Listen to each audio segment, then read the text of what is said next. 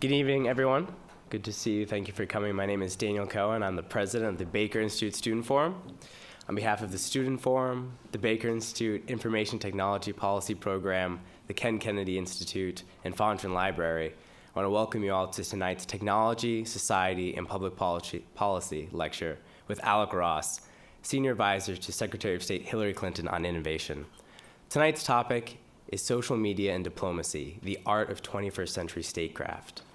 In a world where a tweet can start a revolution, where unlimited data can be spread to billions of people instantaneously, classified or not, it's time that our government meet the demand of a new form of communication to advance our diplomatic and development goals across the world. Our special guest is doing just that. He is on the forefront of this new march to lead America into the 21st century and to have a diplomatic corps that is able to respond to the challenges of the 21st century. Mr. Ross took this post with the State Department in 2009 after working with the Obama-Biden presidential transition team. He then before that, he was on the Obama for America campaign, where he was the convener for Media, Technology, and Telecommunications Policy Committee. In 2000, him and two of his friends started what is now the world's largest nonprofit organization dedicated to closing the gap in digital technology advances and education. It was called One Economy Corporation. One Economy now has operations on 4 continents, and it seeks to use the power of technology and information to advance the educational, health, and job prospects of low-income Americans. He's joined tonight by our very own Dr. Christopher Bronk, who is a senior fellow here at the Baker Institute. Dr. Bronk spent many years with the State Department working on information technology policy, knowledge management, and he's also an expert in e-diplomacy, web governance, immigration issues, and U.S.-Mexico border issues. He holds his PhD from the Maxwell School at Syracuse, and he studied international relations at Oxford University. He has given so much information to the press about cybersecurity and the militarization of cybersecurity. BBC, ABC, The Washington Post have all covered him. Would you please welcome Dr. Christopher Bronk and Alec Ross.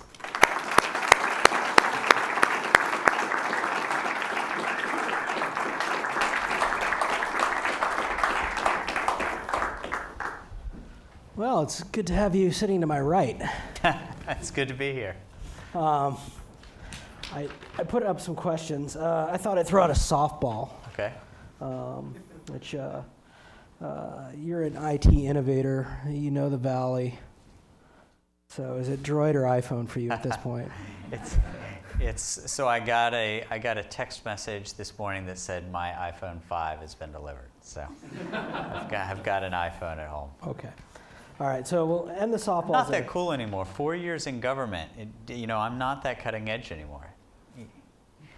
Well, I mean, what's government? We can have a discussion about what government's doing and what company they're going to keep in business for several years after everyone else walks away. So I cribbed some questions from Joe Nye. So I'm being totally unfair and using a much smarter person to serve as my tutor on this. First question. The Arab Spring happened, the Arab Awakening, as Ambassador Dresian calls it, 2011. The internet and IT were very important as a catalyst for this. Now we've had these revolutions and we've got new governments.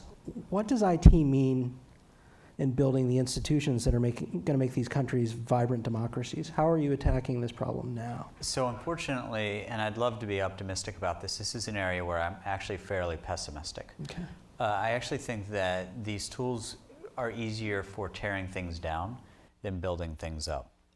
I think that I was just speaking with Ambassador Dresian, and I think we can say with some retrospection now that Connection Technologies did 3 things within the context of the Arab Awakenings. First, it accelerated movement making. It made these movements go faster. Secondly, it enriched the information environment. It became more difficult for the nation state to control the kinds of media that flowed within its society. And third, it facilitated leaderlessness. As I was saying to the ambassador, there's nobody's face you're going to put on a t-shirt from any of these revolutions. The leadership structure of these revolutions actually looks like the internet itself, like a web, more than like a pyramid, more than something top down. And so it did play a meaningful, though not a deterministic role within the context of these revolutions. Now, I actually think that unfortunately, that which helped bring people together in Tahrir Square, that which helped bring people together for the purposes of exercising dissent, I now see actually increasingly stratifying societies and pulling people back apart. Social media, and I've played a role using social media and as a practitioner in political contexts, unfortunately is very bad for moderation. It's very bad for compromise. It tends to amplify voices at the edges. And if you get outside of the orthodoxy of the point of view of your party or of your ideology or other such things, you're going to be hammered by the blogosphere. You're going to be hammered by social media. We've seen this in the United States, where people who have varied from the orthodoxy of their party's policies on the left and on the right will get hammered in social media. So I'm actually fairly pessimistic. The one area where I'm hopeful and where we are putting some of our efforts is if you think about some of what pushed people into the streets in Libya, in Tunisia, and in Egypt, one of the big problems was wide-scale corruption. The reason why there were, chin-high stacks of banknotes in these compounds of these ruling families was because of the opacity of the financial systems and of the government transactions in these countries. So what I hope is that we can actually use the transparency brought by the internet to take these historically opaque spaces where there's so much graft and so much corruption and be able to use it to create a more open government, put every government tender on the internet, every bid, open and transparent. And so this is where I and my teams are working. I was actually working pretty closely with Chris Stevens on this in Libya before his murder. But we're working on this in a handful of these countries. Okay. Yeah, that dovetails into what the big agenda item has been in your area, which is this concept of internet freedom. Mm-hmm. And we've got a big meeting coming up in Dubai at the end of the year involving a lot of stakeholders. I guess if you could tell me a little bit about where you think internet freedom is headed, and then maybe move into how we should think about governing the internet globally, mm-hmm. And where the norm should be. Sure. So let me first define internet freedom for any of you who don't know what that concept means. I define it as the freedom to connect to the internet, to the websites of one's choosing, and to each other. I personally don't take the view that access to the internet is a human right. I believe that there are human rights, things like the freedom of expression, the freedom of association and assembly, a free press, and other such things. But it's increasingly the case in the year 2012 that the internet is the way in which those universal rights are exercised. And so in January of 2010, fully a year before the Arab Awakenings, Secretary Clinton launched an initiative to say, you know what, let's not break the internet. The internet was built based on an end-user to end-user principle without intermediaries in the middle determining what kinds of packets will flow, what kind of communication is allowable and not allowable. And unfortunately, as network technologies have grown more sophisticated, it actually gives tools to governments, whether it's law enforcement, intelligence agencies, or others, to actually make it easier to control the content that flows over the internet. And so the way we've approached this is both from a human rights standpoint as well as an economic standpoint to say the internet has been a platform for innovation. It's produced 20% of the growth in GDP over the last 5 to 10 years because of its openness. What I believe going forward is that we will be in a state of conflict, principally with China and Russia for the foreseeable future in this area. We have fundamentally different views on this issue, so it makes it very difficult to get anything done multilaterally. What I ultimately believe is that the future of the internet is going to be determined by about 25 or 30 fence-sitting nations. The United States has one posture, China and Russia have another. What I believe is that it's actually going to be countries like Turkey, Thailand, Ukraine, South Africa, India, countries that have become newly networked themselves that are going to be establishing norms for how the internet works in their countries and how it's governed. I think that, you know, while the United States will work hard to influence the thinking in these countries, ultimately it will be these 25 to 30 countries. In terms of how the internet should be governed, exactly the way it is today. I think I do not think that governments should take over the internet. The way it works today is what's called a multi-stakeholder system, where there are representatives of civil society, corporations, and government all working together to quote-unquote govern the internet. And one of the things that works well about this is it takes engineers, people who actually understand the internet and understand how it works, and it actually puts engineers and people who represent the interests of society at large in a positioning of determining how the internet should be governed. It's the position of the United States that we ought not break what isn't, we ought not fix what isn't broken. And we do not want folks with white shirts, red ties, and pinstripe suits coming in to say, all right, this internet thing, it's very big and it's very powerful, we should take over now. And this is the posture that a great many governments are taking. We're fighting against this. And in the meeting that you mentioned that's taking place in December and elsewhere, this is where those fights are going to be fought. Okay, shifting gears a little bit. We talked a lot about, you know, the internet as a global system. Question: do you think that the top political leadership now in the United States gets how fundamentally important this is to the future of statecraft? I mean, we hear a lot of rhetoric about how important cyberspace is and cyber conflict and cyber warfare. But do you think this is faddish, or do you think this is actually a sea change in belief? I think it's a sea change in belief, in part because it's not going to subside. The power of these networks is only going to grow. There are 2.3 billion internet users today. It's going to be 3 billion very soon. Political movements are going to be increasingly driven over the internet. Economic systems are going to be increasingly interdependent with the internet and with these networks. So given that these things, these economic and political factors are only going to grow in importance, I think that an understanding of their importance within the policy domain similarly is going to grow.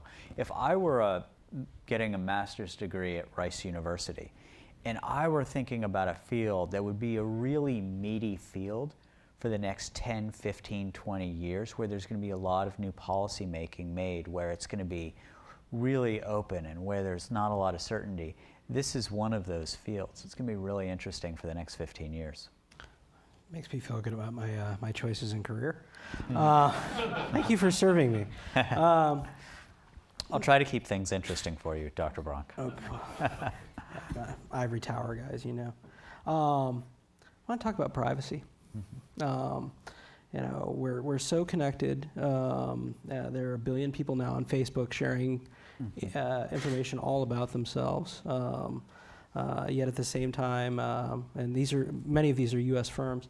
Where do you think U.S. privacy policy? I know this is not a strictly international issue, but what are your thoughts on individual and digital privacy, and where U.S. policy might head on this? So when I think about this issue, I think about it first and foremost as a parent. I have 3 children. I have a 10-year-old, a 7-year-old, and a 5-year-old. And the world that they grew up where everybody is sharing and everybody is posting and these things live on forever, I find fairly scary. Thank goodness there wasn't Facebook when I was in college. I had fun in college. No, I'm dead serious. I'm worried about this. Mm-hmm. And I think that norms are going to have to shift. What I'm worried about, now I think that young people in university are probably more sophisticated about much of this than I am, but what I'm worried about is people don't understand the consequences of the hyper-transparency that they bring to their lives. You know, if you apply for an internship in my office, we're going to take a look at your digital footprint. And, you know, if there's a picture of you, you know, drunk and passed out on a sidewalk, it's going to negatively reflect on you. And this is a real thing. So I think about this principally as a parent and as somebody who recognizes that all of this transparency is going to be disruptive in society for both good and ill. Now, in terms of policy, I think that privacy policy is one of these fundamentally unresolved issues from the standpoint of statute. We've not been able to get any privacy legislation through Congress, and I do not see anything over the short term. I do think that the privacy policy as articulated by this White House is a very smart one. There's a brilliant professor who's now at MIT named Danny Weitzner, who was our lead on this, who's very sharp. But I think that more important than the policies and regulations that come out of Washington are what are the societal norms that are going to exist on college campuses, that are going to exist on high school campuses, that are going to exist for employers determining what kind of information or what kind of techniques they can use to unearth information about you. You know, Washington will move probably at a glacial pace on this. But you, unfortunately, those of you who are entering the workforce are going to be held to account for the content that exists over these networks. So I think corporate America and academic America are going to have to act faster on this. Okay, back to what you've done. You've been to a few countries. I have. A member of my staff told me the other day that I've traveled enough for a round trip to the moon with 2 side trips to New Zealand and back. I don't know if this was supposed to make me feel good or bad. It made me feel tired. Okay. So looking around the world, what are the societies that impress you as information societies? You know, where are the places where you've had those wow and eureka moments in those travels? And also conversely, I want to, so in the developing world, where did you see things that you didn't expect and maybe, might serve as a guidepost? So it's the same answer, interestingly. So Indonesia is a fascinating country. Now more than 200 million people spread out, over a great many islands, very diverse ethnically. And what's happening there in the internet space, in the mobile space, in the gaming space is fascinating. Whenever I travel to a country, one of the things that I ask the embassy to do, I say, I want to have lunch, a dinner, or a sit down with entrepreneurs under 35 who are working in this space. And in Indonesia, they said, well, we can do it for people under 25. And I said, all right, well, that doesn't sound quite as interesting, but go ahead. And I sat down, and these 21, 22-year-olds were running big companies with 50, 75, 100 people, cash flow positive, blew me away. Another place that stands out is Brazil. I think that social media is very powerful in Brazil, and some of the things being developed, sort of at the edges, both within the app world, but also doing some more media original work in Brazil, I think is very interesting. In terms of more developed countries, some of what I think is really interesting is coming out of Scandinavia. You cannot help but admire what's happening in Finland and in Sweden. And in terms of a government's use, or a government's work in this space, the country that's doing the best is Estonia. There were breadlines in Tallinn in 1991, and today Estonia is thriving economically. And it's because of choices they made in the mid-90s where they were going to rebrand themselves Estonia and sort of push all their chips into the table for trying to make themselves a real information society. When you vote in Estonia, you vote on your cell phone or online. It has 99.9% of its population on electronic medical records. It is stunning. It is truly a futuristic society.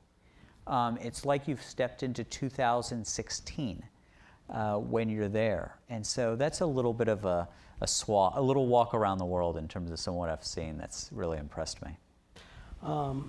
I've got a few minutes before we're going to open things up to questions. We have a lot of students here. And students never ask, they always want to ask really substantial questions. So you're going to ask an unsubstantial one? Well, no, I'm going to ask something light. Yeah, but they want to get to the grist of the political mill. Here you are, you've been the internet guy basically, at the State Department for 4 years. Can you tell them a little bit about the choices you've made in getting you there? And just practically, no one ever asks these practical career advice questions when we have people come in. And at the middle of your career, tell us about maybe a little bit about the choices you made and how it got you where you are. And a little bit about public service. Sure, so that's a fun question. My background, the most time I've spent in Houston was, I was in Teach for America, and I did my student teaching at Jack Yates High School near the University of Houston here. And so I started off as a public school teacher in Baltimore, where I married the Teach for America teacher across the hall at the middle school where we taught. And so my route in all of this techno world came not because of background. I'm not an engineer, I was a history major. But what brought me to this in part was, at this time in the mid-1990s, I was witnessing the impact of globalization, how America was losing its industrial and manufacturing base, and how the economic growth was going to increasingly take place in knowledge-based industries that had technology at their core. And so the first thing that I did after teaching is I took a big risk. I started a nonprofit in a basement with some friends. And the key thing here is risk. The best decisions I've ever made are ones that had a high degree of risk. So I could have made a fair amount of money, I could have taken the safe path. Instead, I started a nonprofit in a basement. And it got big. In 8 years, we went from 3 guys in a basement to being a global organization, programs in 15 countries. And Barack Obama ran for president, and his team asked me to come run tech, media, and telecom policy for him. So the risk that I took in 2000 turned out to be a very good one. After the campaign, I took another big risk, which was, despite the relationships that I had with people in quote-unquote Obama world, the person who he had defeated during the Democratic primary, Hillary Clinton, was made Secretary of State, and there was an opportunity to go work for her. A lot of people said, "Are you crazy? You're going to go work for the enemy? Why would you do that? You can, come work at the White House, or go here. Look at this big budget you can have at this agency." And I believed what the president said, and I believed what Hillary Clinton said, which is, what, we're all one team. We're going to work well together. And I believed them, and with the benefit of 3.5 years of retrospection, they were right, and they put a North Star which we could all follow. And the smart thing for me was taking a big risk, which was, I'm not going to take the job with a ton of employees and a big budget and everybody knows what the job is. No. Working with the secretary, we took out a piece of paper and we created a job out of out of whole cloth. It was to be highly entrepreneurial. And so the thing that I would say to all of you is to draw inspiration from our president 100 years ago, Theodore Roosevelt, who said, "It's far better to dare mighty deeds, to win glorious triumphs, even though checkered by failure, than to rank with those poor spirits who neither enjoy much nor suffer much, because they dwell in the gray twilight that knows neither victory nor defeat." So for me, to the extent that I've ascended at all, it's because I've chosen to stay out of the gray twilight. Good choice, I think. So, have to have another tech question. Okay. And I think Derek is here someplace. I don't have eye contact with Derek, who's monitoring. Oh, there you are. How did I miss you? Pink tie. Amazing. There are probably already some questions on Twitter. No, none yet? Okay, well, we've got smart people in the room who want to ask questions, too. Looking at the technology sector, it's always this innovation thing. Right? Who do you, obviously Twitter has been a big part of your portfolio. Everyone wants clairvoyance when they come, that's what we want from people when we bring them to Houston. Come see the future for us, please. But technologically, what has impressed you in your job? What are the things that surprised you that have made what you do possible? And what are entrepreneurial things in the tech area that are kind of exciting you now? So what's most excited me has been a simple cell phone becoming a bank. So in Africa, if you are in Nairobi, nobody's building big bank branches. But now everybody with a cell phone in their pocket no longer needs to carry around banknotes. They no longer need to live in the cash economy. They can work in the more efficient and effective electronic money economy. So one of the things that I think has been most important is the mobile finance movement. This has created increases just in Kenya in household earnings from, on average, 5 to 30%. Those are big numbers in terms of household income. And this is now spreading throughout Africa, throughout Central Asia, much of Southeast Asia. This is a big deal, and this is what has really excited me. In terms of what excites me next, which I don't really think exists yet, is can we use these now more than 6 billion cell phones on planet Earth and use them as channels for getting great educational content to people? Nothing will ever, speaking as a former school teacher, nothing will replace the classroom. Nothing will replace having a great teacher. That is always the best option, being in a rich academic environment with, the iteration that comes from working with your classmates and having an expert in terms of a professor. But if you don't have access to that, is there a way for us to use these increasingly powerful mobile handsets as a way of getting really rich educational content to people? So what's happened in mobile finance over the last 3 years, I hope happens in mobile education in the next 3 years. That's what I hope is coming next. And that, I think, would be just as important as mobile finance. Okay, I'm going to open it up, and I have one final thing, and I have to self-promote viciously. The security of all this. Right? How much do you give credence to the most frightening prognosticators on the security of the internet? What are your feelings about conflict in cyberspace and these ideas? So I think Secretary Panetta made some important statements recently, within the last week, that state very clearly that these threats are real, that there are foreign governments that are specifically targeting our utility systems, that are specifically targeting much of our industrial sector and seeking to potentially disrupt it. This could be a big deal. That said, most of the people who are, Secretary Panetta got it right. It was balanced, it was smart, it forecast the threat. The people who I think get most exercised about this, though, more often than not are selling something. So, I think that a lot of people who have companies that are trying to sell, the next generation of securities technology, or basically, the next generation of defending the internet, my first question is, okay, are you getting paid to think this and paid to say this? And unfortunately, that is quite often the case. So I think it's balanced. I think that we have to recognize that the threats are legitimate, but I don't think that I don't think that we have to listen to the most extreme voices on this and essentially shutter up the internet. Okay. Well, there are a lot of people here, and I think there are a lot of students here. And let me just say that even though I'm a diplomat, I was saying this earlier to a group of students, even though I'm a diplomat, don't be afraid to ask undiplomatic questions. They can be the most interesting. So if I can open it up.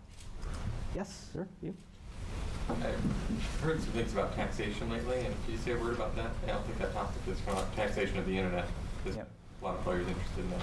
So the internet has worked as a medium for relatively frictionless commerce to this point. So I would be very wary of imposing a regulatory or taxation system on something that has worked. So I get very worried when people seek to regulate or to impose taxation on something that has been one of the bright spots in our economy.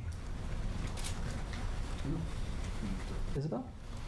I saw that your NGO, One Economy, has done a lot for women empowerment, and I was wondering what the future of that was in terms of empowering women globally through education or opportunities through social media, and even regionally, like in the Middle East and North Africa regions. It's really interesting. When I and my friends started our NGO, we didn't know we were starting a women's organization. But from the time we were serving 10 people to 5 million people, it's remarkable. The participation in the programs was consistently 70%. I can't figure it out, but literally from the moment we got started to the time that I left, it was consistently 70%. And then at the State Department, a lot of the programs that we've developed, women tend to be among the most enthusiastic participants. And look, I don't know why that is, but I know that it's a good thing. And I know Secretary Clinton likes it. At the State Department, you work with women, for women, and on behalf of women. And this is a good thing. So I think the implications of this is significant. Unfortunately, we're working from a deficit. We're working from two deficits. First, both in the United States as well as globally, what we consistently see is that women tend to leave fields in science, technology, engineering, and mathematics. Their studies tend to fall off between the ages of 12 and 14.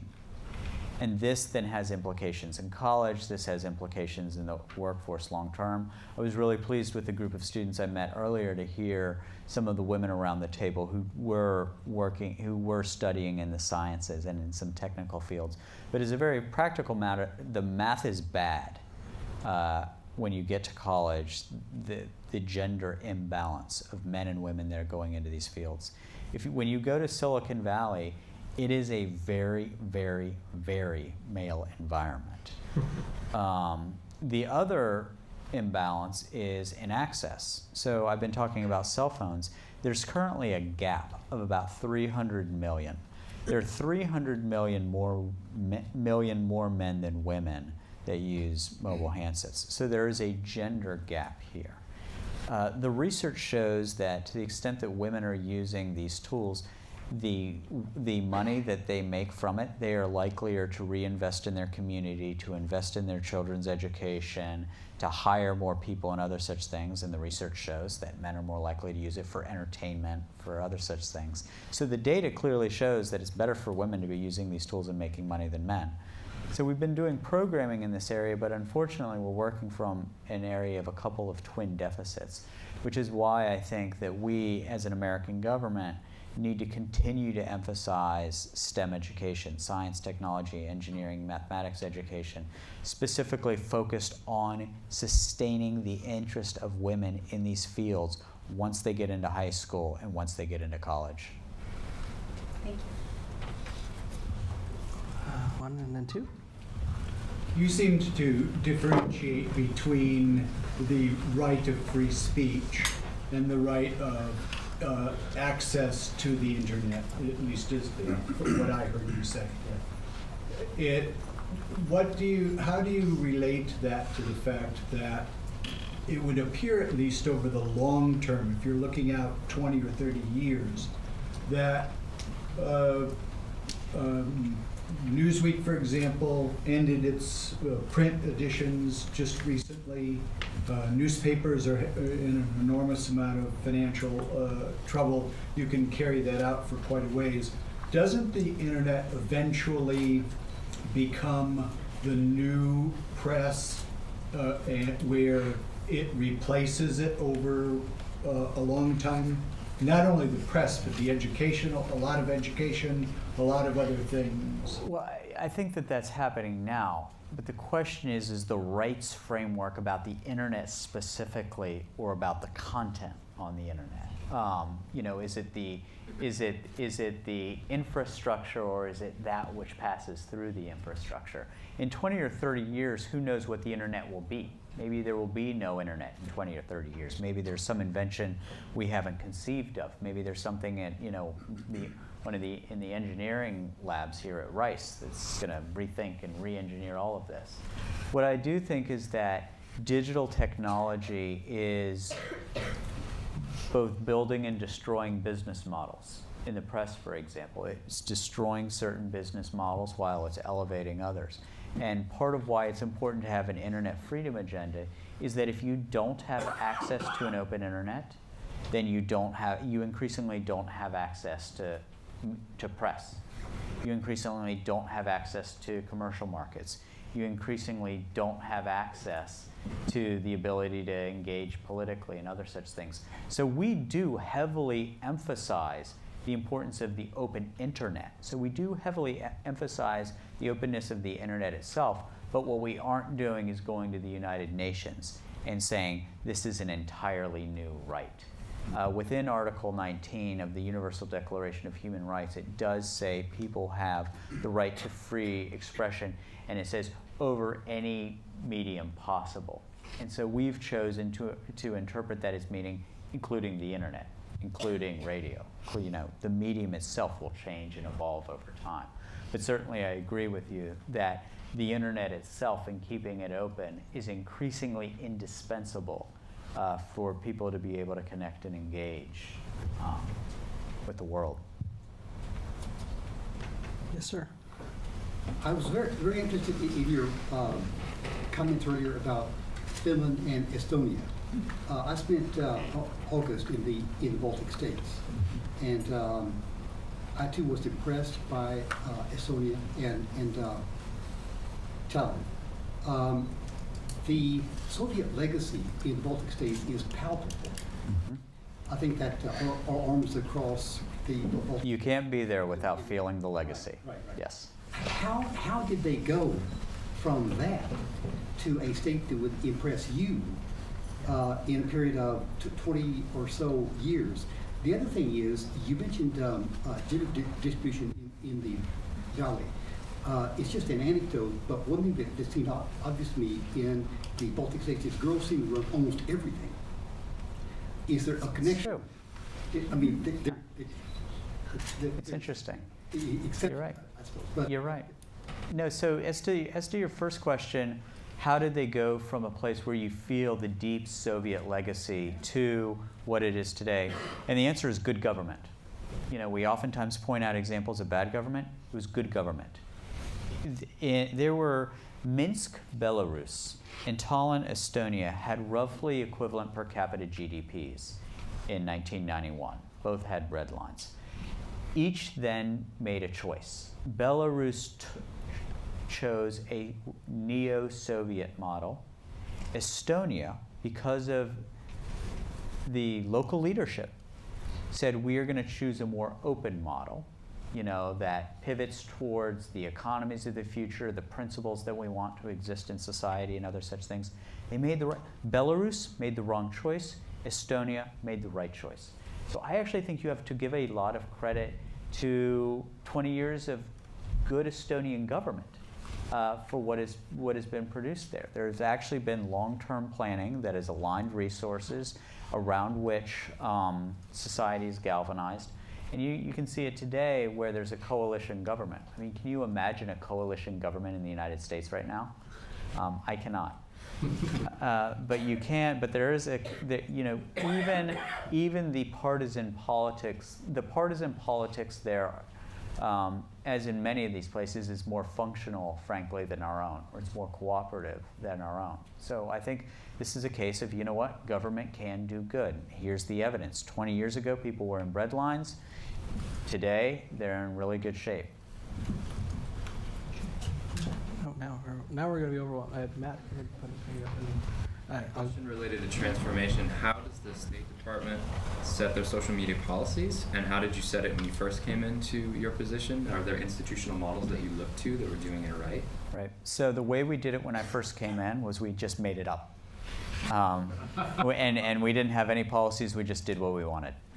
And the benefit of that is that everything then had to somewhat comport to that which we were already doing. I'm being dead serious about that. I'm a witness. I can agree with that. Yeah, it's a beautiful world where there are no rules. But we recognize that we did need to create a sort of regulatory framework. And what we did in using sort of a formal State Department process was we set what I would consider to be a very liberal framework, a very open framework, where essentially it boils down to this. You cannot question or contradict policy, but your freedom within those constraints, those are the red lines. Don't question or contradict policy. but your freedom to express yourself within those constraints is pretty broad. Now, there are times where there are necessarily nuanced communications. If you think, for example, about the communications in Cairo months ago, if you think about in moments of crisis, if you think about things of acute political sensitivity, and then what we say is you have to communicate with Washington. You've got to discuss these things. You cannot just whip out your BlackBerry and hit send. So we've tried to be as flexible as possible without being control freaks. As I've said, the 21st century is a terrible time to be a control freak. We have been, since 2009, we have sent more than 100,000 tweets, and fewer than 10 of those have caused indigestion.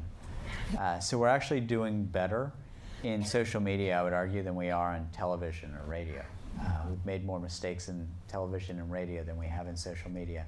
In terms of looking for outside sources for guidelines, because government is so distinct, we couldn't look to IBM or look to corporations because in this case they really were apples and oranges. So we developed it ourselves, out of whole cloth, and now it's actually been a pretty good resource for other countries. There have probably been 15 other countries that have modeled their own social media policies in government for what we've done at the State Department. I was wondering if you could speak a little bit about digital rights management and the dissemination of intellectual property, especially with regard to international relations between the U.S. and particularly East Asia.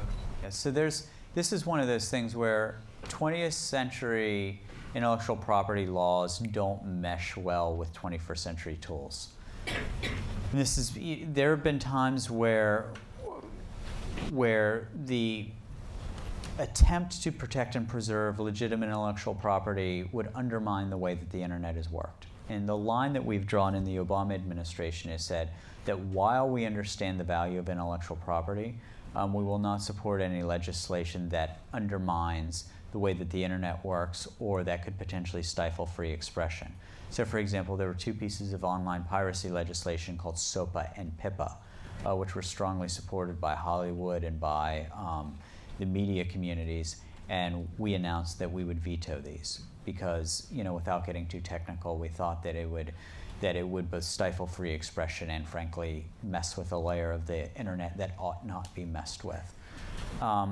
In other cases, though, there are just very clear breaches of the law where, for example, I actually won't give examples of cases, but where if there's a website that's just dedicated to pirated Hollywood movies, well, the laws that exist in the real world ought to extend to the online world. And this is our articulation of it in the United States. If something is illegal in the real world, whether it's child pornography, financial fraud, or intellectual property theft, it ought to be the exact same on the internet. Now, as to East Asia, which you asked about, before this was an internet-specific problem, it was a problem where people were selling, VHS tapes. So it's not an internet-specific problem. The amount of IP theft in many Asian countries has been substantial for a long time. The internet makes this easier. And so what we're trying very hard to do, sometimes with more success than others, is to work cooperatively with these governments to say, if you're a member of the World Trade Organization, if you want to work within the context of a harmonized global economic system, then let's try and respect intellectual property. Let's try to enforce intellectual property rights.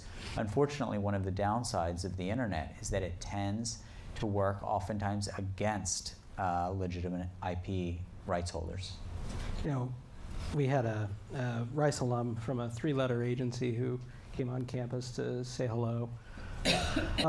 And a couple of students were interested in what they had done for a living. And there's always this awkward thing, oh, well, you need to be cleared to do this kind of work. And I was expecting the students to ask questions about maybe drug use or illegal activity or their sexual orientation as being problems. And It kind of threw out the gate on, opened the gate on that. And the first question the student asked was, if I'm doing a lot of BitTorrent, does that mean it'll be harder for me to get a security clearance? And the response from the person, from the government was, yes, indeed. Actually, that is an ineligibility. Did you know that? And I said, I don't know that. I didn't know that either. Yeah, that's I don't think that'll hurt you at the State Department. yeah. This was a 3-letter. So we have more questioners around the room. Now lots of students. The young lady in the back, and then the gentleman in front of her after that. I've seen that social media can clearly lead to quick change and revolution, but you see social media as emerging in long-term diplomacy, and you have this faceless revolution that's going on. And when we think of diplomacy, and Ryan, think about it with the ambassador, I don't think of a Twitter feed that isn't associated with a person. So He's got a Twitter feed. Are you not following him? Plus one. Yeah, please don't ask how many followers Alec has and how I have. So where do we see social media as leading to long-term diplomacy? Long-term diplomacy. So I think that what social media does in this context is, in the parlance of diplomacy, it allows us to broaden our interlocutor types. What that means is that oftentimes they're senior diplomats. Who do we meet with? Who do we have coffee with? Government ministers, generals, CEOs, people of this ilk. What social media allows us to do is broaden the nature of participation in these spaces. And not just to talk, but to listen. I train every rising American ambassador. And one of the things that I say to them is, remember, you only have one mouth, but you have 2 ears. And so while social media is great for talking, I think it's even better for listening. And I'm struck by something an academic, Mike McFall, who's now our ambassador to Russia, said to me. He said that he's an aggressive user of social media in Russia. And he says, you know where it's helped me the most? He's like, by getting great information. People point me to studies, to media, sharing perspectives and information. And so where I think it can make our diplomacy better over the long term is by making our diplomats smarter and helping them to connect to broader segments of society, so that it's not just an engagement between elites. And especially in a world where we are increasingly in armored cars. I was just in Pakistan, and look, the amount of security and the bulletproof cars and the constraints make it really hard to get out there and meet with people. Now, there's no replacement for, Facebook ought not replace face-to-face, but, in Islamabad, they weren't going to let me go walk around the market. But what I was able to do was have some have some unguarded communications with Pakistanis, leveraging these networks. So it's not perfect, but it's something. It's one more tool in the toolbox. It's just a tool. It's one more tool in the toolbox. So the policies and actions of a lot of these social media websites can kind of reflect upon the U.S. image worldwide. So what is the State Department doing to make sure that these websites are accurately representing the U.S. image, given their priorities of profit over diplomacy? So first, I think that these websites, look, they are not tools of American foreign policy. They're just platforms. Mark Zuckerberg doesn't get to decide what kind of content is on Facebook. And if he wanted to, I have a feeling he would probably be pretty unsuccessful. The executives at Twitter do not get to determine what kind of content is preferenced, what kind of content is isolated, or other such things. They're fairly neutral platforms.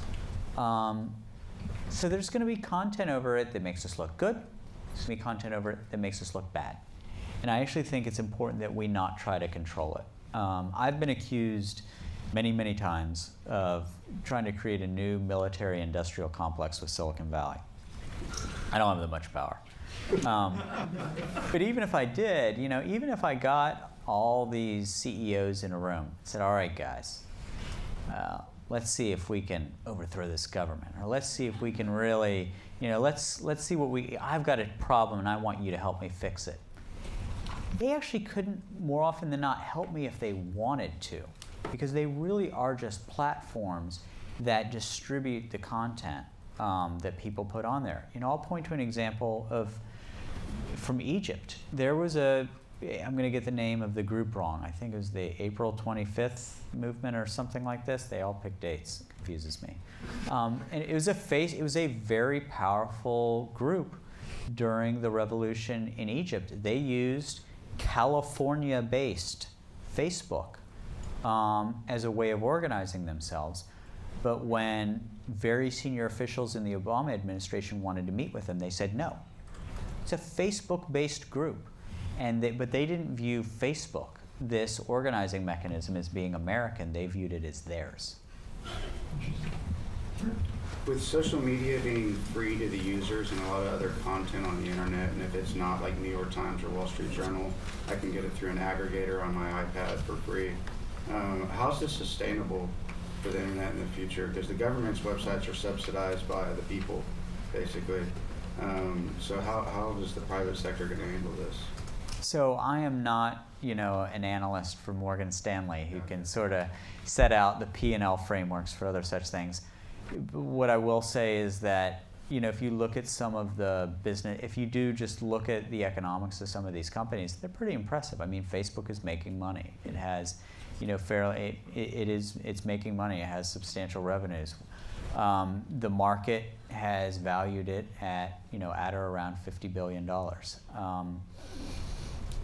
If you look at the earnings of Google and other such places, I mean, people are paying a lot of money. People are valuing these platforms pretty substantially.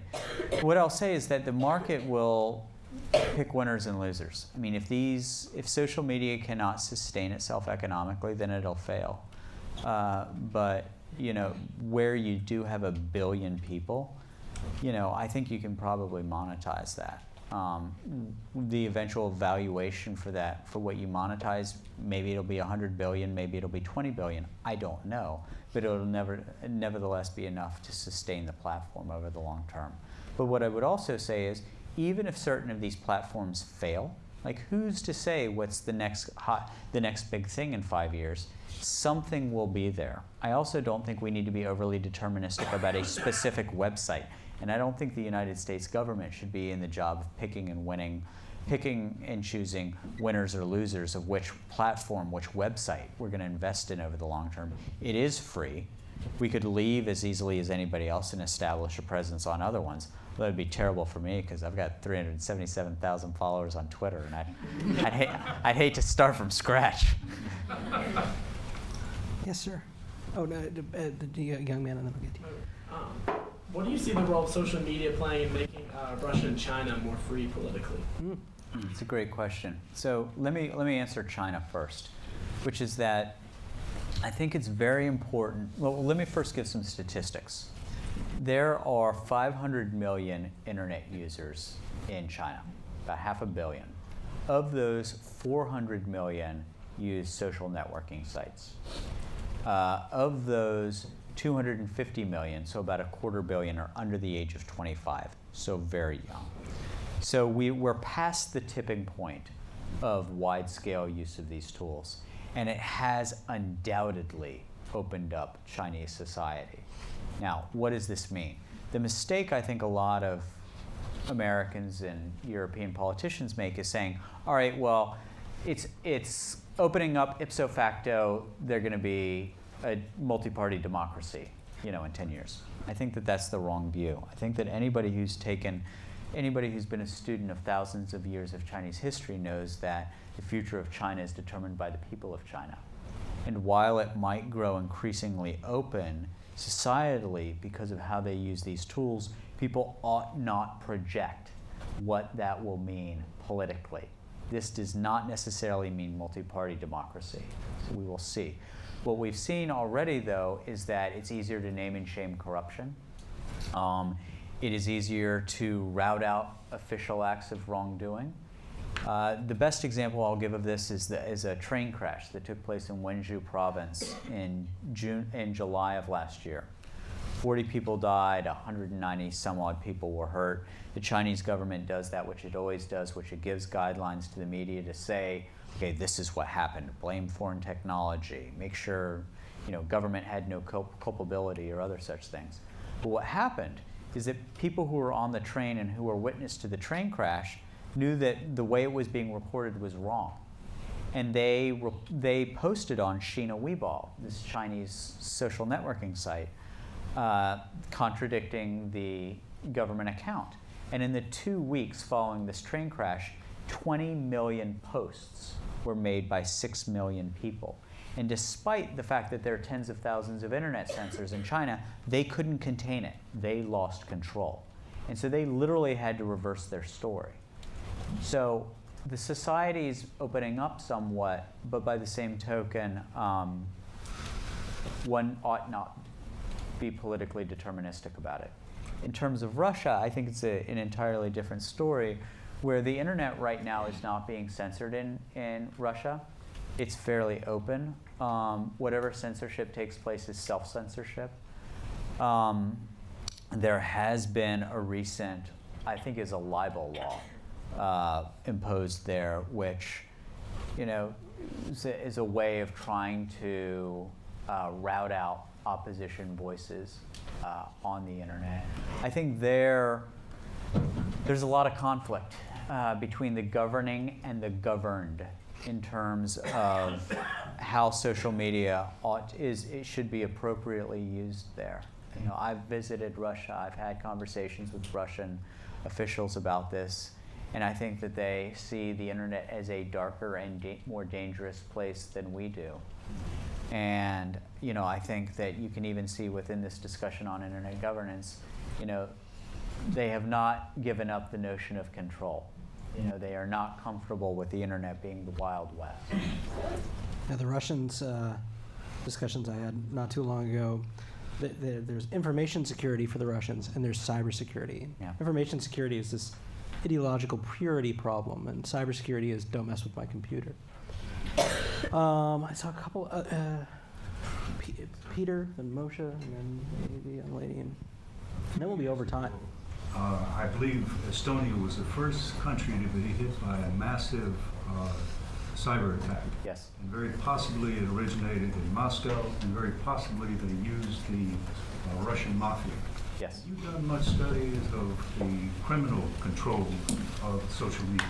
So a lot of what we see from Russia comes from something called the Nashi, which is, youth, when I say, young hackers who are hyper-nationalistic, who seek to punish those who would somehow defame, degrade Russia. So I see it. I see that a lot of the attacks against the interests of nation states coming from the Nashi. I see commercial theft, the attempt to either conduct financial fraud, steal IP, or other such things coming from mafia-oriented organizations. So one is more political in nature, one is more financial in nature. But unfortunately, they are growing in power. We have issued reports in the last 18 months, 24 months, which are notable for our issuing them in an unclassified setting, where we set out very clearly our concerns. We've done it, we do it publicly, we do it privately. My worry is that this whole cyber domain is going increasingly from being not just competitive, being conflict-ridden. Secretary Gates rightly defined the cyber domain formally as a domain of warfare, with air, land, sea, space. Cyber is now the 5th domain of warfare, formally. So what I'm worried about is these being going from being merely competitive spaces to increasingly being conflict-ridden spaces.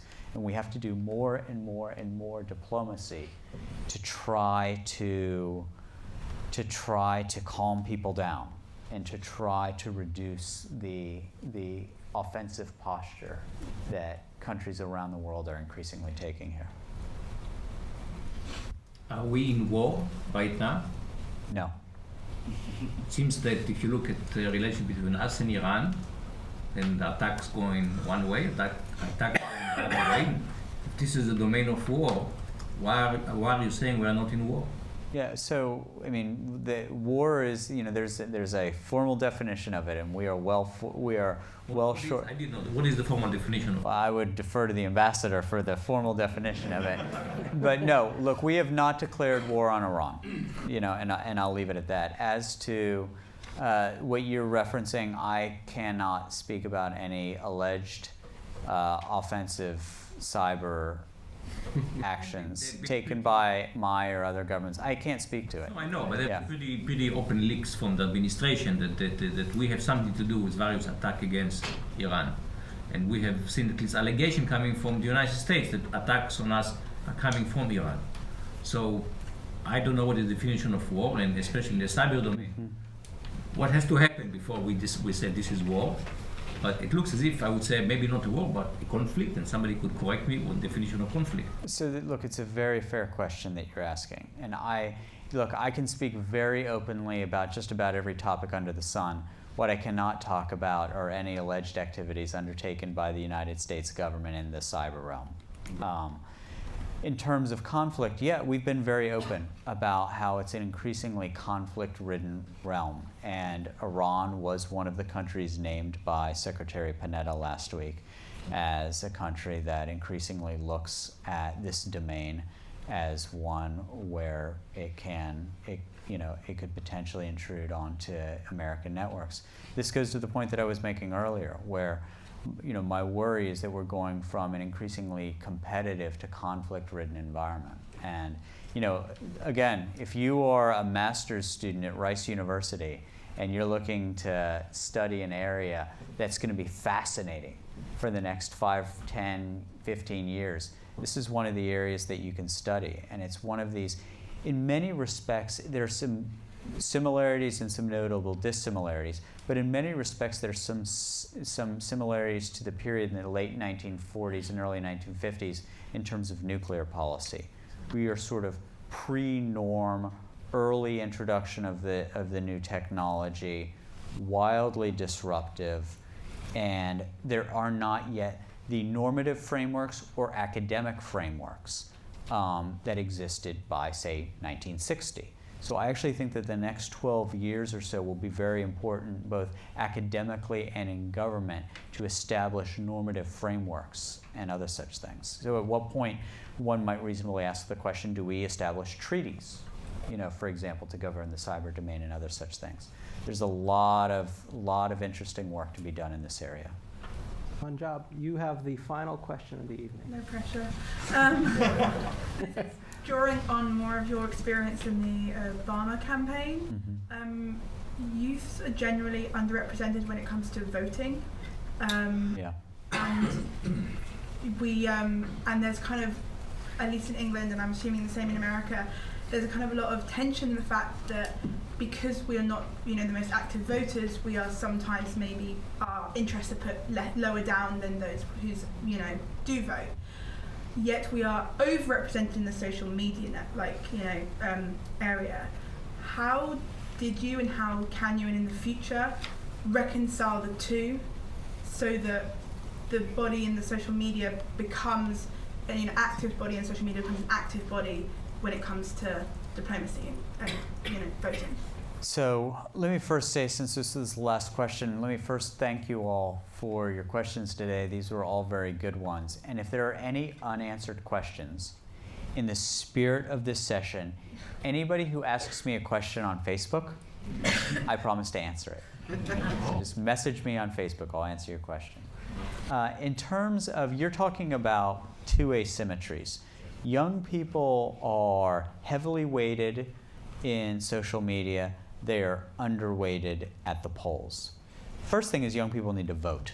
I'm sorry, get out from behind your computer, put your shoes on, walk to the polls. I don't know, can I put that more bluntly? Vote. Vote at the RMC. Yeah, I'm sorry? Rice has its own polling station. It's in our Rice Memorial Center. Okay. Put your shoes on, go vote. So It's warm here. They don't have to wear shoes. Yeah, if young people if young people want to be seriously, then they have got to vote. They've got to make their voices heard. Because I got news for you: people age 60 and older will vote. And if you don't like the policies that are coming out that you think reflect other demographics, then you yourself are to blame. Now, in terms of what's being done to actually get young people to the polls, I actually think both campaigns, the Romney campaign and the Obama campaign, are doing a very good job using social media. I mean, they couldn't be making it easier for you. If they know you're a Romney supporter or they know you're an Obama supporter, they're going to give you all the tools you need to know when to vote, when to register, how to vote absentee, and other such things. So they are, both campaigns, I think, are doing a very good job of making it as easy as possible for young people to vote. And the last 3 feet are up to the young people themselves to close that gap. Thank you all. This has been fun.